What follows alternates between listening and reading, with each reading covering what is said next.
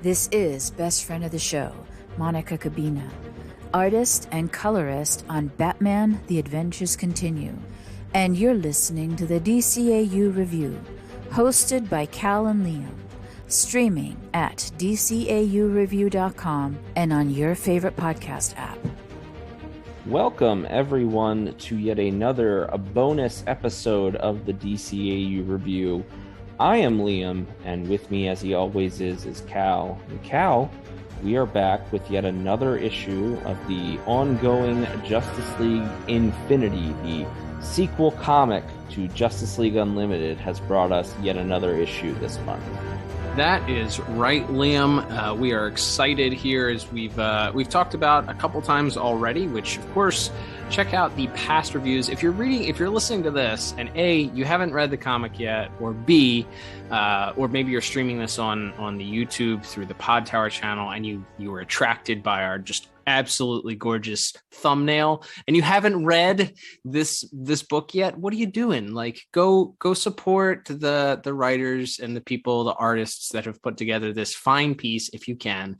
Support your local comic shop, go buy the physical copy, or if you're completely anti, or maybe you don't have a comic shop near you, or maybe you're just anti holding actual physical copies of comics, buy the digital copy. It's out there, it's available, it's enjoyable. But yeah, Liam, this is an interesting one because we move forward kind of in the storyline that we have started over the first two issues, where we have multiverses collapsing into one another. Not only that, but we get the return of a big baddie from all the way back in Superman the Animated Series that was a force to be reckoned with then, all the way up through the end of Justice League Unlimited. So he makes his return in a very surprising final page, but we'll get to that once we get through the book itself. But lots of things to follow up on this month as we kind of last left our heroes. Superman was on this alternate Nazi world that he kind of swapped places with Overman. Overman came to the DC Earth 1, I guess it is, proper, or Earth A. I don't know.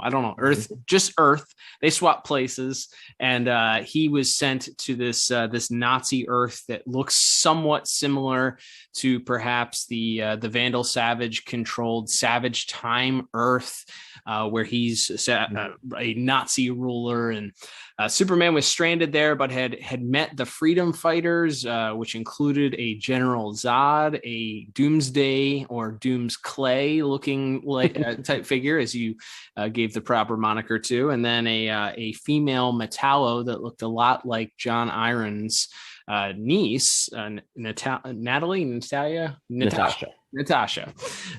Irons.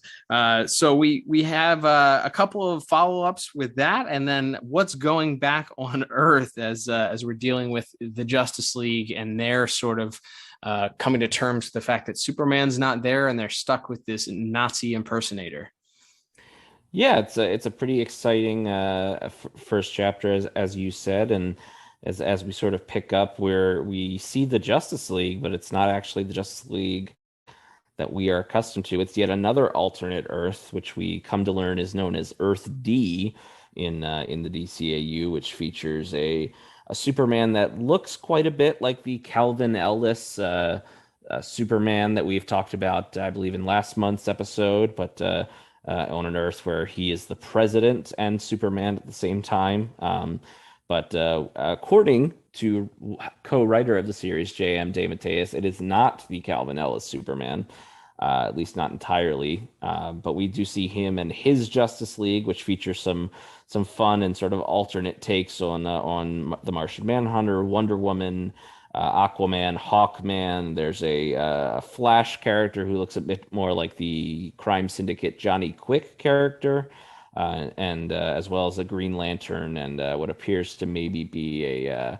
I have an idea. I might have an idea as to the identity of this archer that we see as well, but we'll maybe talk about that more in the art section. But yeah, as you mentioned, Overman sort of has this brief scuffle with the League yet again as he tries to break free, but he sort of talked down, as it were, when he is threatened with the possibility of Jean once again entering his mind, and that's sort of where we pick up on something that we've talked about in the first two issues, certainly, Cal, and that's Jean still sort of struggling with his own identity and not really sure.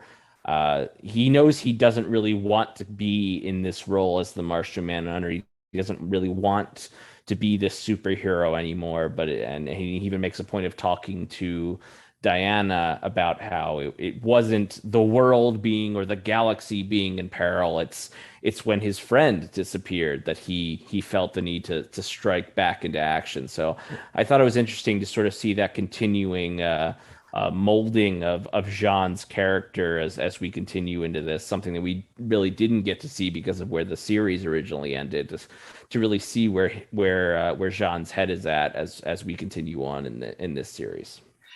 Yeah, it's really a struggle of conscience for Jean as he continues to recognize that maybe he's struggling with this idea that he didn't want to come back. As you said, he makes that very clear that it wasn't his goal to come back. And there's this storyline or this thread that continues throughout as they're battling Overman, and the Justice League is sort of beat down to a point and are kind of struggling with what to do next. He's finally able to be contained as Green Lantern wraps him up in a construct of just a sort of a bubble that begins to close around him. And then Jean steps into the picture again, and it's very clear based on the expressive face that Overman has that he is terrified of Jean. And that goes back to the last issue where Jean sort of invaded his brain and memory to sort of gather what intel he could from him to figure out where he came from. And because of his reaction, Jean has this struggle of conscience where he wonders if, invading his mind was the right thing to do. And, he realizes that, the struggle of trying to figure out whether or not he was going to come back at all, and ultimately caring about one person over millions or billions of people across the earth, and whether or not that was fair or whether or not that was a normal reaction. And he has this beautiful little reaction or interaction between him and Diana, where Diana assures him that yes, and the reason why it's normal is because it's a human emotion, it's a human reaction, which I thought was great, because this whole time it really feels like Jean is doing his best to assimilate himself to human culture. That's what he was set out to do. If you remember in Justice League Unlimited, that's why he sort of stepped away from the League until the very end. He wanted to assimilate himself to human culture. And then we see that thread picked up again here at the beginning of this of issue 1, where he's away from the League again, and he's separated himself, and he's trying to learn about different cultures and different experiences. And he's had all these different personas that he's portrayed in order to gather this information and to try and make himself more human. So the fact that he has this interaction is questioning his humanity as to whether or not, exchanging the lives of all of these humans or potentially putting them at risk, all for the sake of one of his friends' lives, whether or not that was the right decision. And Diana coming in and consoling him and letting him know, yeah, it's a human reaction to care for somebody so much that you would sacrifice, the well-being of yourself and of other people for that person. So I love that. That was a great, just beautifully written. And I could hear it in my head, that being a line, delivered on the show. Like it was beautifully written by both James Tucker and J.M. DeMatteis, I thought. Yeah, absolutely. It's really the most we get out of sort of continuing Jean's plot thread for this issue.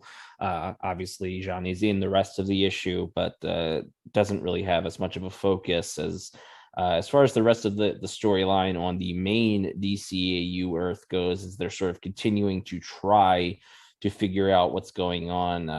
All of a sudden, as we saw with Superman in previous issues, Wonder Woman this time, Diana is transported away, and at first it doesn't look like anyone or anything has come in her place, unlike with Superman and Overman. But then we see Batman looking down at a basically a skeleton with and you see a tiara and a lasso, and this really sort of sets up where I guess we're going to finally get the title of where the title comes from, as Batman, sort of more determined than ever, goes with the rest of the league towards where we see a new Javelin being created, one for sort of deep space, and in fact interdimensional travel is being the finishing touches are being put on it by a couple of leaguers I don't believe we had seen yet to this point, and that being the Atom and Mr. Terrific as well.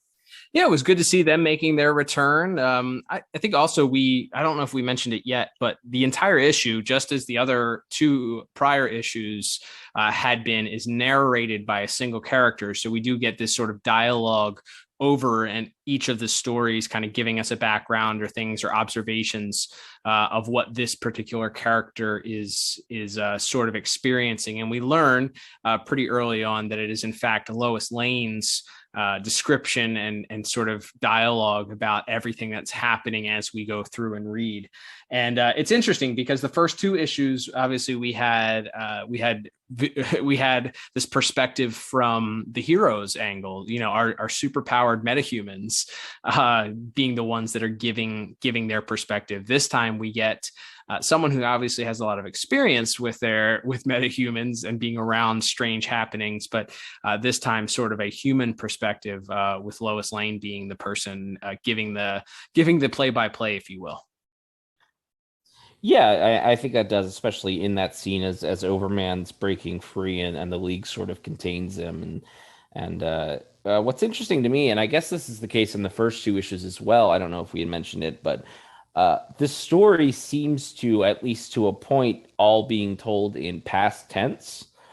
In the first issue, when John was narrating, he was narrating even the scenes he wasn't in, scenes that he was not witness to, like a Mazo bouncing around the galaxy, and same thing in issue 2 with Superman, and then we see Lois in this issue also narrating Superman's adventures throughout as well. So I am interested if the entire story comes to a point where we sort of catch up to quote unquote present day, or if it's just kind of a simple narrative decision to just sort of tell it that way. But yeah, that does definitely puts things in perspective. And I think having it be the one sort of really normal human, as normal as Lois Lane ever is in a story, as fearless as she is, as determined as she is, to still see her hopes and fears and concerns, not only for Superman, who of course is, they're in a romantic relationship by this point in the timeline, but for the League, for her observations about John and John's struggle, as well as Batman's overwhelming anger when Diana disappears, and she makes observations about Hawkgirl seemingly being a little bit perturbed by Vixen and John Stewart's affection being shown. So and that sort of that definitely lends an extra sort of layer of intrigue, I think, to everything that happens, and then that sort of culminates in this part of the story with the League zooming off in this brand new Javelin into what appears to be this portal that was created by whatever it was that Amazo was doing. And we'll certainly talk about this a lot in art, because it's pretty breathtaking panels to talk about. But as they are sort of escaping, they seem to sort of disappear into the ether,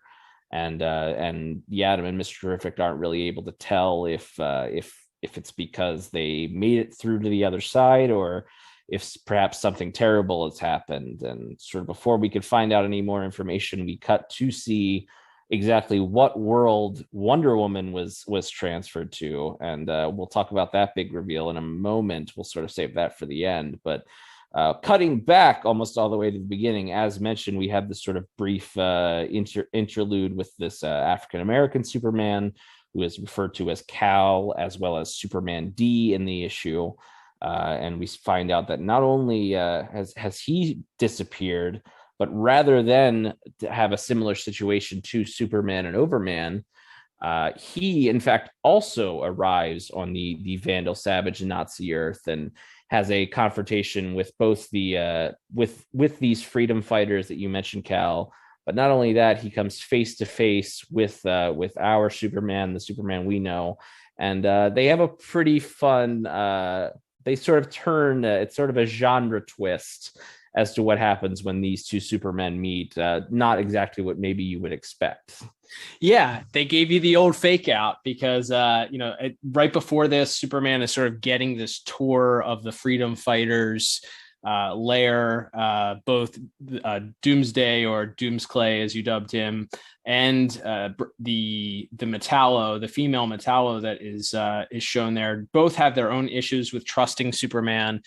They make it very clear to Zod that because he looks like Overman, that they don't trust him, that they share DNA, which makes a lot of sense storyline wise. If you've only known one version of the character, and then all of a sudden somebody who looks an awful lot like that person shows up, you would be a little suspect. You would maybe think that it's a trap, and that's kind of where they are. But Zod kind of has them stand down and hold back, and sort of starts giving them a tour of their facilities and their freedom facilities. And that's right when Superman D shows up. And initially, the freedom fighters have a very similar reaction to him that they did to our Superman, where they have a lack of trust and are ready to take care of him. And we get another shot where apparently, Liam, you mentioned this before we went on the air, that if you are from a different universe, kryptonite from your universe is the only kryptonite that works on you, because Metallo attempts to attack him with her kryptonite, and he's unfazed by it. There is a small battle between him and both Doomsday and Metallo, and he sort of disperses of them pretty quickly. And then we get this, what appears to be an immediate face-off between both Supermen, the Superman D and the Superman of our Earth. And some great panel work that we'll talk about in just a second here. But at the last second, they pull up and they stop. They don't clash. There's no fighting that happens. They look at each other. They both offer a smile, and they believe it or not, start talking instead of fighting. Imagine that. Some more good subtle stuff there. They began kind of trying to figure things out before using their fists, which I love that. It leads to that extra dimension of Superman, that he's not just brawn, he's brains too. He's heart. He cares. He thinks. He's not just, he's not the Incredible Hulk. He's not the green Incredible Hulk. Not out here just bashing things to bash them. He thinks things through. He considers, and this goes for both Supermen. They both fought this through, and they're like, hold on, wait a second. What are we doing? We look very similar here. What's the story? And then, as you mentioned, they quickly realized that neither of them, instead of Superman D replacing our Earth Superman on this Nazi world, they're both there coexisting, which kind of leads them to some chin stroking, and leads us to a flashback to our Earth right before we're introduced to this new Javelin Infinity, or the Infinity Javelin, which I guess the Infinity one is where we get our name from here for the comic book. But again, we'll talk about that in the artwork here. But just before we see that, and what ultimately I think kind of pushes things, the Justice League are trying to figure out what to do with all of these disappearing people on Earth and all this chaos that's ensuing. And just as they're doing that, Diana disappears and is instead not replaced with another alternate Wonder Woman, at least one that is not living, I guess I should say, but instead a pile of bones ends up in her stead. And this sort of very much enrages Batman. And at that point, they decide that they have to do something. So that's when they introduce the new Infinity Javelin. And the interesting thing about this is that Jean, this is where we pick up Jean's next step, and that's that he actually links and merges his mind with the Infinity's computer system to help navigate the time warp. And there's some question as to whether or not that's the best thing for them to do, if it's safe. Flash isn't quite sure whether or not that's something that they should try or not. And they kind of just ultimately do it anyway. And then again, as you said, we're sort of left with a cliffhanger as they head into this mysterious vortex where there's disappearance, and we're not quite sure. We're left hanging as to what exactly happens. But then that, I guess, will be followed up next issue, because we then cut to our final sequence of the episode, or the issue.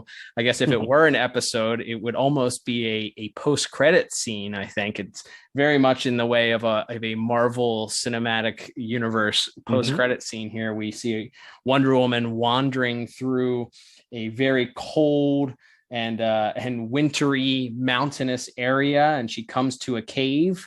And she's greeted by a voice, and it's somebody, Liam, that we're quite familiar with.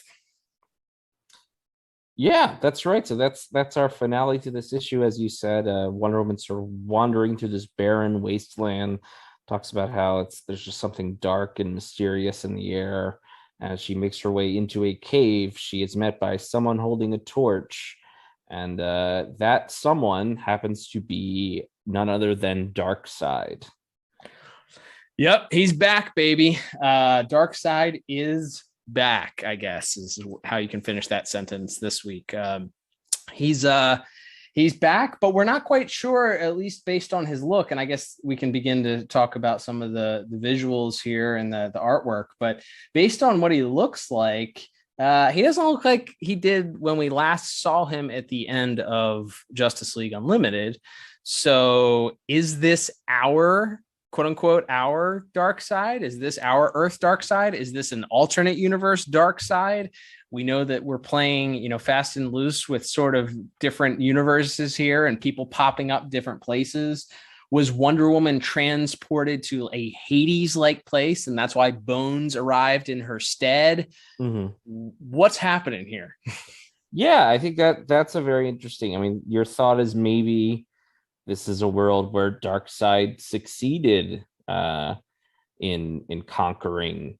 And again, we assume it's an Earth. We don't know that for sure, but Darkseid himself also seems to be alone. We don't see any parademons or other new gods or apocalypse characters. So it is something of a mystery. I was trying to sort of look based on the design of what he's holding. It looks like maybe it's just a regular torch. I thought it might be Steppenwolf's flaming sword. Ooh. But I'm not confident in that, because the more I've looked at it, the more it maybe just looks like it's a torch. But it did cross my mind that could be it could be some sort of a new gods or apocalyptic technology. But yeah, that's a heck of a cliffhanger for the issue. Each issue is kind of ended on something of a dramatic note like that. But this time, that's bringing back Darkseid. Obviously, he and Lex having disappeared at the end of the finale of the show. You always figured that there was a plan if they had gotten more episodes to bring him back. But as you said, Cal, we really don't know for sure that this is the Darkseid. This could be an alternate version of the Darkseid that we've seen in the proper DCAU. So a lot of questions and lots of time to speculate as we get into the next issue, which will be issue 4, which has a little subtitle there where it's in the next in the bottom right hand corner of the final page that says, and I quote, "Darkseid, my love." So I am fascinated where that could go. Yeah, it's interesting. I saw you posted actually this week on Twitter, which of course you can follow. Liam does a great job over there at Twitter at DCAU Review, running our Twitter account. But I saw that you had found a cover, I think from, was it the New 52 era or something, where there was a Wonder Woman and Darkseid cover where it was a similar story, like Superman was sort of like crazily wondering, or maybe that was Watchtower, I don't know, somebody. Yes, our friends over at the Watchtower Days, they did a special. DC does these sort of special one shots, and I think for Valentine's Day, maybe a couple of years ago, they had done one that was called like Romance in Space or something. I think it was actually Darkseid and Lois are on that cover. But okay, gotcha. While sort of speculating on it, I did mention that there is, as we've talked about, on one of the many incarnations of the Super Friends cartoon, which, however long you think that cartoon ran, it ran longer. There were so many different versions of that Hanna-Barbera Super Friends cartoon. Yes. Yeah, it was a long time. But yes, the specific one named Superpowers, of course, which shared the name with the very famous and successful toy line, that featured Darkseid as sort of the primary antagonist. His main goal throughout most of that season of the show was trying to trick or force Wonder Woman into marrying him. So I'm not saying that's this Darkseid that we're seeing here, but it's Darkseid and Wonder Woman, and that was the first thought I had in my head. It was that would be hilarious. The most prominent romantic entanglement I can think of for when it comes to Darkseid was in fact his attempts to court Wonder Woman in the old Super Friends show. So we will have to wait and see there. I agree. But yeah, it's good. Well, last thing I'll say about that last sequence there with Wonder Woman is that she does. It's interesting, and you can always read into things, literally read into things. But it's interesting that that the words that Wonder Woman speaks in the bubble, she says "dead," and that's really emboldened.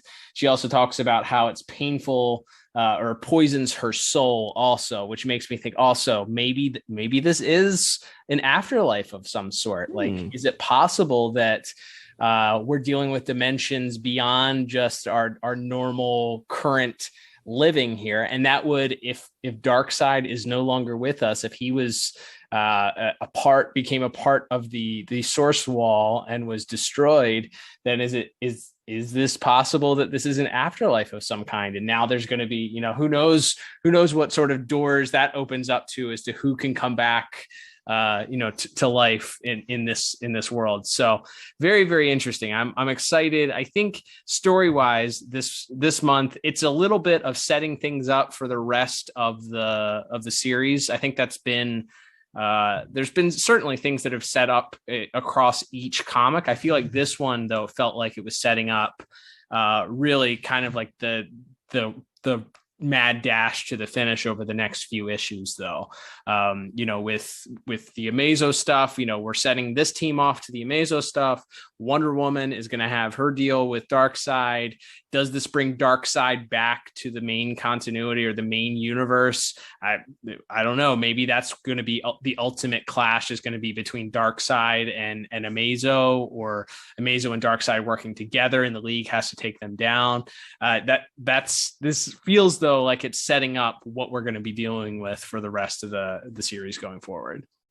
Yeah, absolutely. I think that is the most interesting things. Each issue seems to raise a couple of questions, and then the following issue might answer one of those, or at the very least, like you said, sort of kicks the can down the street to the next issue. We get a little bit more, and yeah, I think maybe we didn't get a lot of direct follow up on what exactly the now two Superman. Obviously, this was the first issue where we're introduced to Superman D.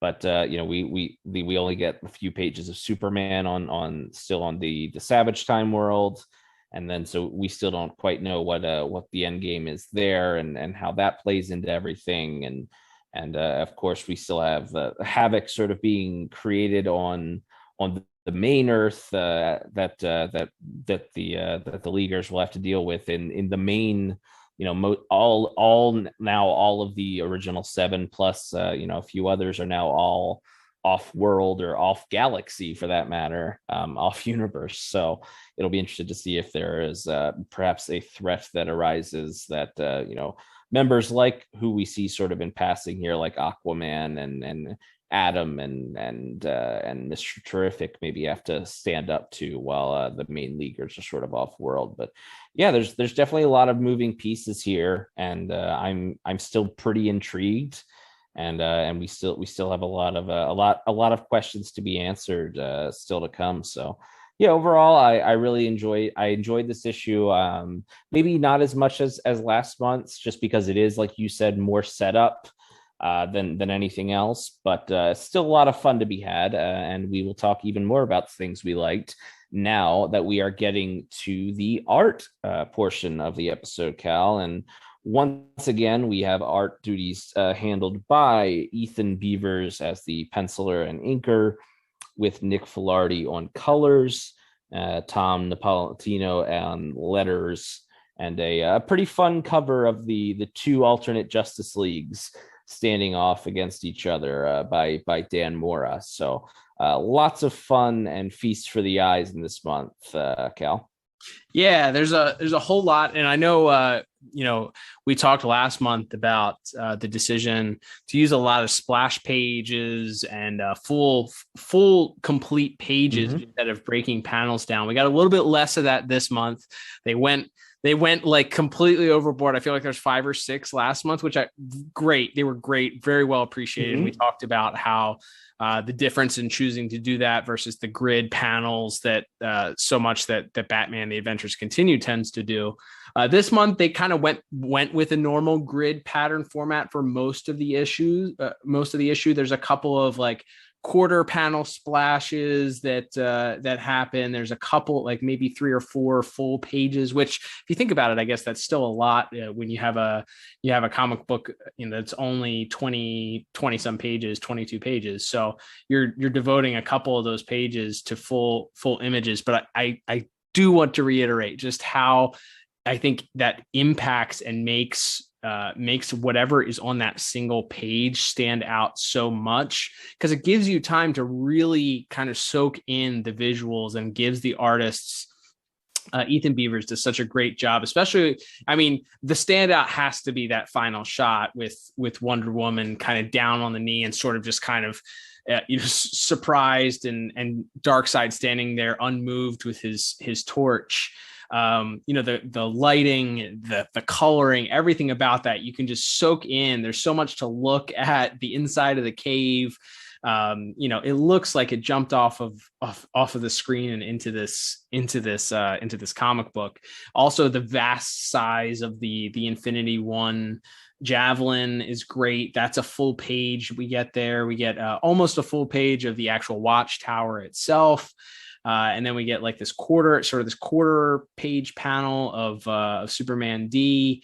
And then we get the full page inside at the very beginning of the inside of the watchtower as they're trying to sort of contain Overman inside this holding cell. So we get a couple of those. Those are standouts for me. I think that the imagery itself, I think the most fun sequence as far as the issue has to be the whole sequence between Superman and Superman D. It's so fun. Like, it's so great because they start out on opposite ends and they start flying in the same pose towards each other. And then at the very last second, they kind of pull up and they're both mirroring each other. And then they talk about how they're actually recognizing, a mirrored image of themselves. And that's such a fun sequence. Yeah, it's so dramatic, and the coloration there, it's all this destruction as he's arrived, and then he's sort of attacked by these freedom fighters, and so it's just lots of oranges, and you see the smoke and the fire, and then you sort of begin to lose detail of some of the technology and things that are around, as it looks like they're about to meet sort of fist to fist, and then the slowdown, and then they each sort of give each other a smile as they begin to talk and figure something out. As we said, it's a great moment for just another great Superman moment. We talked so much about that in last month's episode for issue 2 of how well Mr. DeMatteis and Mr. Tucker seem to really just have a hard grasp on who Superman is, or who this version of Superman should be. And I think that's very much reflected in the art as well. It's so dramatic, and it's the classic Superman pose with the one arm extended, and you're ready to see the fight, and then they stop and instead begin to talk. And even the shot of when they sort of ask each other why didn't we switch places, and they're sort of pointing each other. It sort of really reinforces that what the narration from Lois is saying, that these two guys really are very similar. They really are mirror image of each other, and in the way they act, the way they do their superheroing, and even the way they think and talk. So I thought that's a lot of fun. Another standout for me is, I think, when Diana disappears. It's as you said, Cal, we don't get many big splash pages, but I actually really like that sequence where it's one panel, it's Batman and Wonder Woman sort of talking, and then all of a sudden it's just Batman, and then it's Green Lantern and Vixen and Batman, and then it cuts back to just Batman with Green Lantern and Lois in the background, and you see the skull and the tiara and the lasso, and then we get these sort of four connected panels on the next page of Batman as sort of slowly and dramatically and angrily is saying this has to stop. And as his face sort of gets angrier in each panel, the coloration also changes and gets sort of to symbolize that anger, that fury and frustration. It gets, by the last panel, it's almost entirely sort of a red, sort of bathed in this red light, which I thought was a really neat trick to sort of just to really show that emotion and show it building over those panels.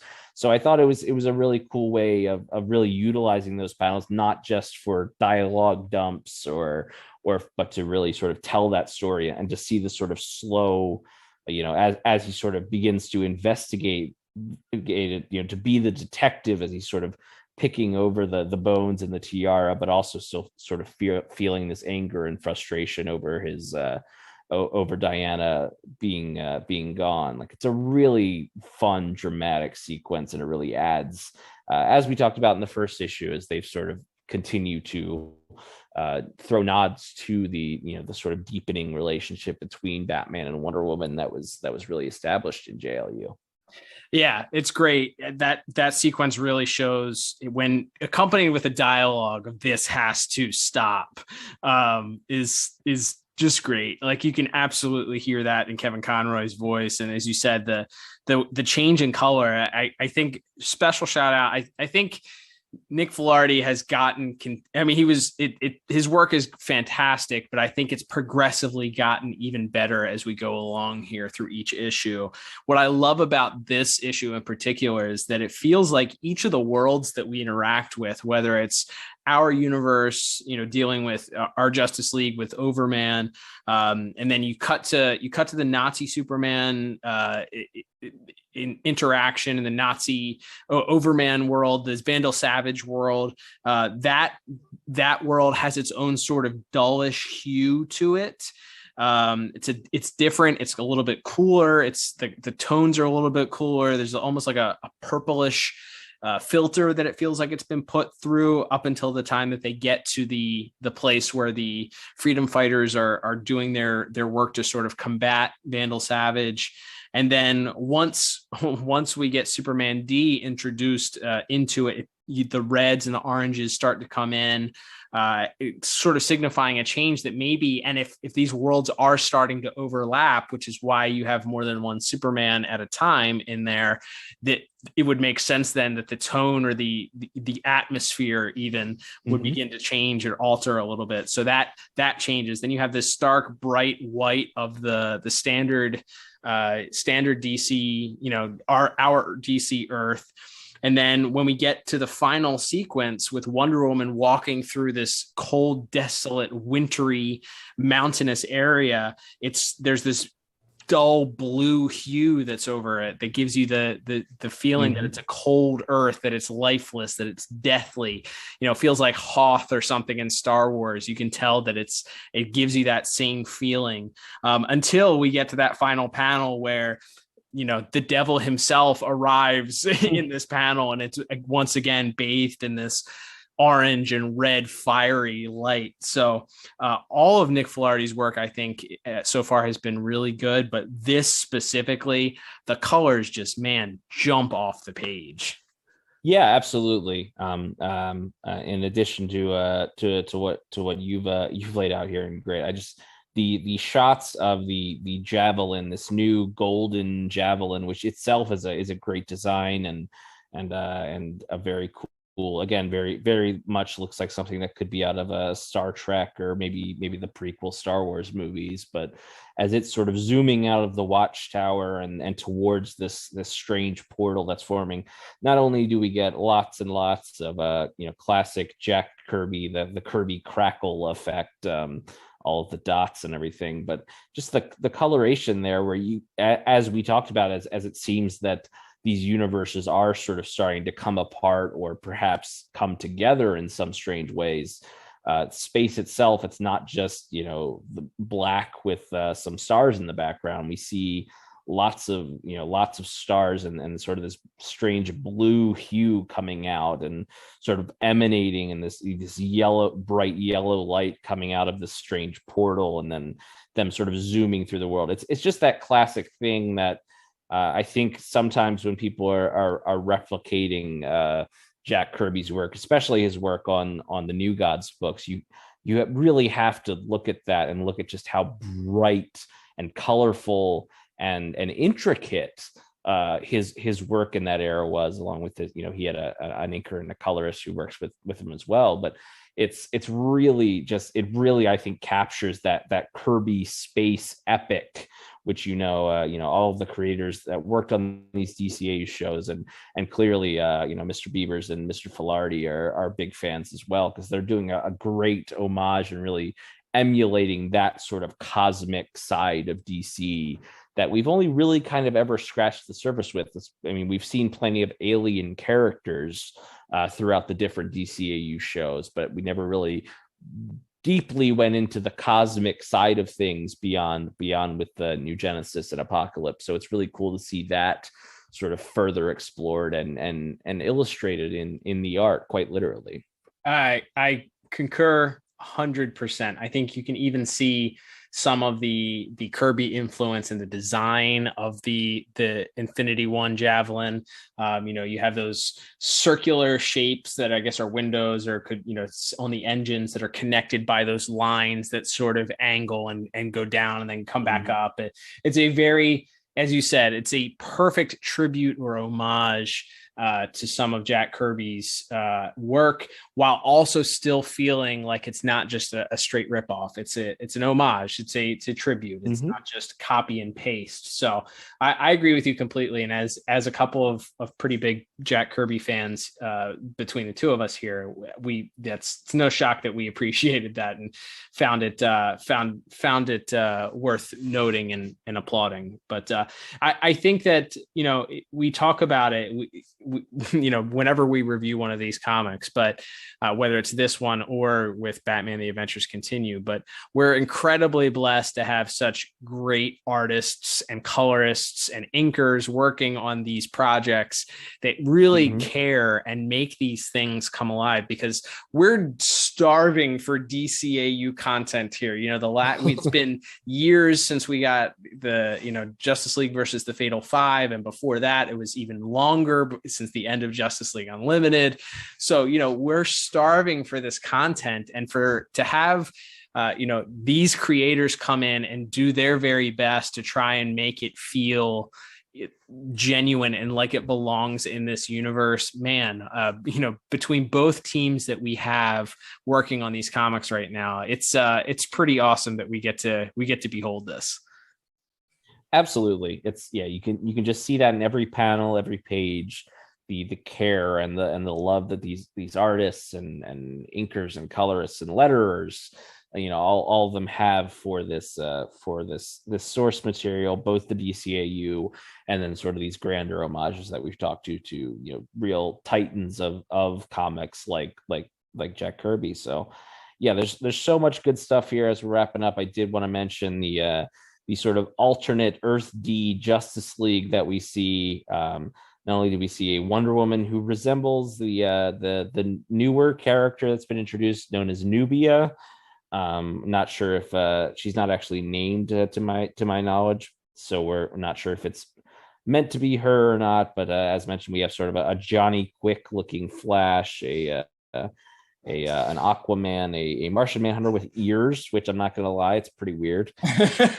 Very, very old school Martian Manhunter, sort of New Frontier-ish looking Martian Manhunter. Yes, and of course we have actually, and I wonder if this was perhaps a little bit of an homage to one of the writers on the series, but a Batman who looks like he walked right out of the Brave and the Bold cartoon. Yeah, he's flying the whirly bat.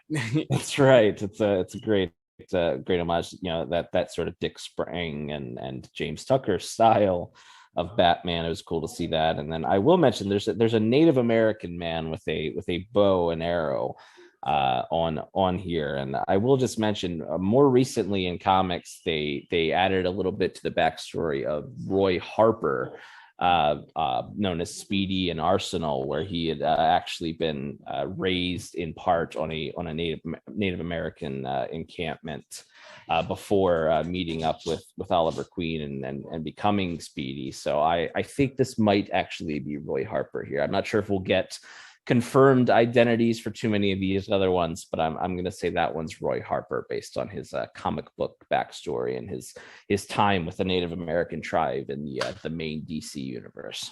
He's got a little Apache Chief in him too, I think, from the for sure from the Super Friends. Visually, as far as color scheme, obviously the Native American motif. That's the first thought, maybe as a DC fan, that you go towards. But I love that. That's sort of a little lesser known thing, maybe that DCAU fans may not be aware of if you're not following or reading main continuity. So yeah, call it. Remember, it's canon until proven otherwise, right? So that's the rules. And yeah, and I love folks to let us know in at DCAU Review, both on Instagram and Twitter, if there's certain other members that you think that could be other multiverse characters. I didn't really have a strong look. We didn't really get a strong look at this Green Lantern that we see in the alternate Justice League. Whether or not that could be a Hal Jordan or depending on, it feels like the skin tone shifts a little bit too, depending on the light that's on his face. So it could be a Simon Baz or some other character that was introduced more recently in the comics. So yeah, I would love to hear people's theories on where this fits and if you can sort of identify any of these other alternate Justice Leaguers we see. But yeah, overall, Cal, I think between a strong story and a lot of fun visuals that we've talked about, this issue is another thumbs up. Yeah, it's fun, and like I said, at the bare minimum, it's setting the table for what the rest of the series is going to be. There is a lot of plates that are spinning, but I think ultimately, if this goes the way that we assume that it will, all these plot points are going to converge into maybe the final 2 or 3 issues where we're going to see all of what's happening make sense. So it's a lot of table setting that's taken place over these first 3 issues, a lot of storylines sort of spinning out on their own and kind of starting their own threads. But I think if I had to bet or start predictions, I would say with the Justice League headed off and into the space vortex, we're going to start seeing sort of the culmination and figure out kind of where we're headed as some of these threads come back together. Superman going to be leading maybe the Freedom Fighters as well as, Superman D, are there going to continue to be more heroes from other universes transported into the main timeline? So then we get, ultimately a giant super team to go up against Amazo and Darkseid, or perhaps just Amazo. I guess that's my speculation that we're going to see here. But I think once we start getting these things all kind of lined up, it's going to move hard and fast, and it's going to be a heck of a ride. Absolutely, Cal, and I can't wait to talk more about as with you and with, of course, our friends on Twitter and on Instagram as well, again, at DCAU Review. Definitely want to know what you thought of this issue and where you think the story might be going next. But thank you, everyone, for listening as we begin to wrap up here, whether you do so on Apple or Google Podcasts, Spotify, or the Pod Tower YouTube channel, where, of course, you can not only get content from us, but from some of our friends at the Watchtower Data, as well as our friends over at Tim Talk. Lots of great stuff on the YouTube channel, so check that out, please, and go ahead and subscribe to us there. And as we begin to wrap it up here, Cal, lots of exciting things later this month. We will, of course, bring you our thoughts on the Batman The Adventures Continue, the next issue of that. That is still going through its quote-unquote second season, as it were. So we'll bring you another recap and our thoughts on that issue coming later in the month. And of course, you can still check us out with our regular episodes every single Saturday, where this month we are going through a special Elseworlds month focusing on alternate villains throughout the different DC animated universes that we have seen to date. So lots of cool stuff going on right now in the world of DC animation and comic books. And we are both excited to see more. So until next time, I'm Liam. And I'm Cal. And we'll be back soon with another episode of the DCAU Review. Bye-bye.